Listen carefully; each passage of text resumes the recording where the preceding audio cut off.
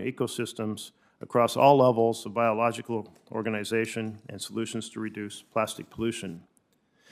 They are joined by Dr. Hota Gangarao, and he will be introduced in detail by my colleague.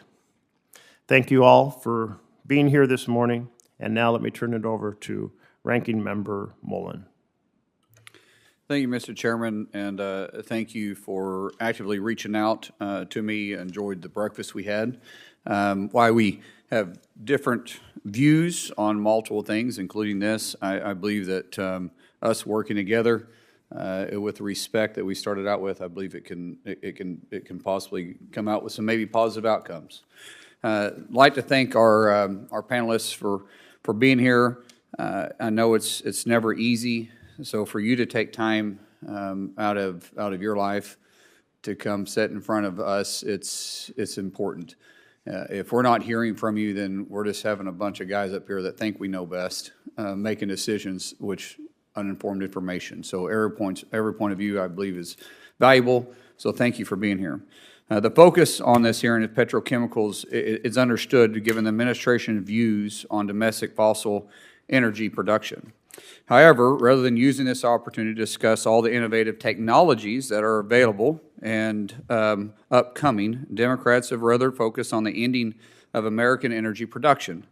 At a key point that many people forget is that the renewable energies that we rely on petrochemicals, and the vast majority of the petrochemicals are derived from oil and natural gas, EVs, wind turbines, solar panels, batteries, just to name a few, are all made possible by petrochemicals. Nearly every component of an EV and the batteries that they run on require petrochemicals.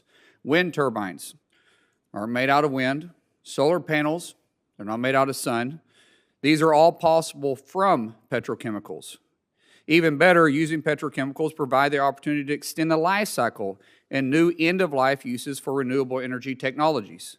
Without petrochemicals, we wouldn't have today's roads and bridges, current aviation and aerospace technologies, and advanced life-saving medical equipment such as hearing aids, pacemakers that make lives better and help people live longer. Some people may not realize it, but one of the innovative technologies made possible by petrochemicals are our iPhones that some of my colleagues and those that oppose fossil fuels use every day to push out their message on social media. Innovation, not over-regulation, is where we need to focus, and we should be. Through innovation, we watch private industries lead in the recycling space with technologies that have been developed or are under development to recycle plastic waste. One in particular is being advanced recycling. Environmentalists will say advanced recycling burns plastic to scare you away and advance their anti-plastic agenda. If advanced recyclers burned their material, they would have nothing to recycle, meaning they would have nothing to sell to their customers. In 2021, Oklahoma passed legislation recognizing the important role of advanced recycling, and 23 other states have done the same. If our goal is to recycle more material, then the committee should focus on supporting technologies and innovations that do just that.